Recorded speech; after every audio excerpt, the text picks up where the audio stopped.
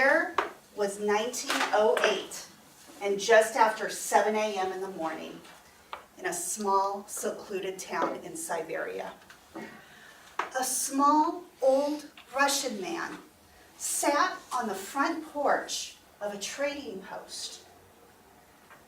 Little did he know, in just a few short moments, he would be hurled out of his chair and pushed across the porch.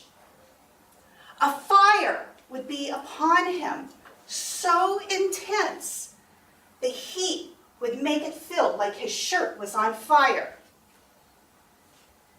This is how the Tunguska blast of 1908 felt 40 miles from ground zero.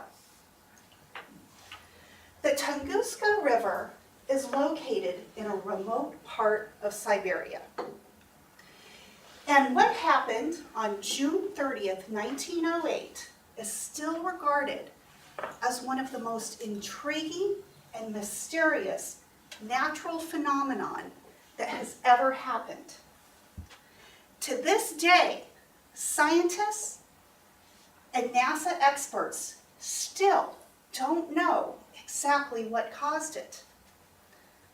But this is what we do know. On the morning of June 30th, 1908, residents of a nearby village in Ahwatukee reported seeing a bright column of blue light shoot through the sky.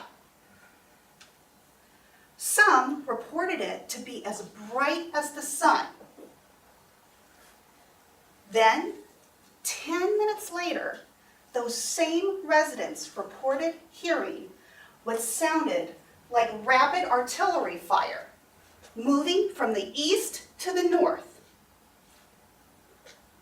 Then a shock wave came through and blew through the entire town, knocking the townspeople off of their feet and blowing out most of the glass that was in the window panes.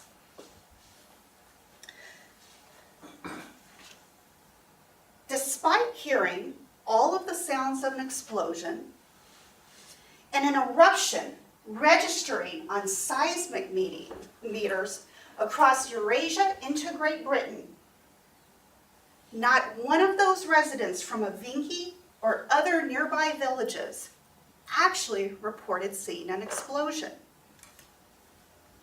For days, the skies above Asia and Europe appeared to glow, a result of ice particles that had formed at high altitudes. Atmospheric pressure changes were detected across the world, all the way from the US to Great Britain.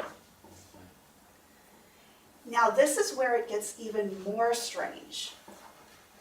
As I mentioned, not one person ever reported seeing an actual explosion as a result of all of these events.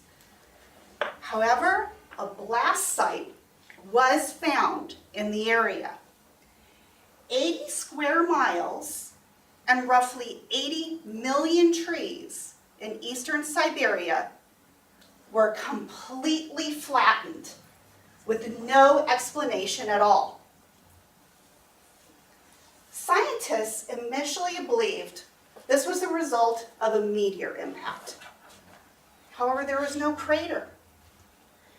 But for an area that large to be completely flattened, it would have taken the energy of 10 to 15 megatons. To give you context, that is the same energy output that was in the nuclear bomb the US dropped on the Marshall Islands during World War II testing. Initially, scientists pushed themselves to discover what caused this blast. Because for an event this big, it could have easily taken out an entire metropolitan area. Over time, though, and since nothing like this has ever really occurred since, scientists let their efforts fall by the wayside. They simply didn't have enough time, enough funding to really understand what caused this.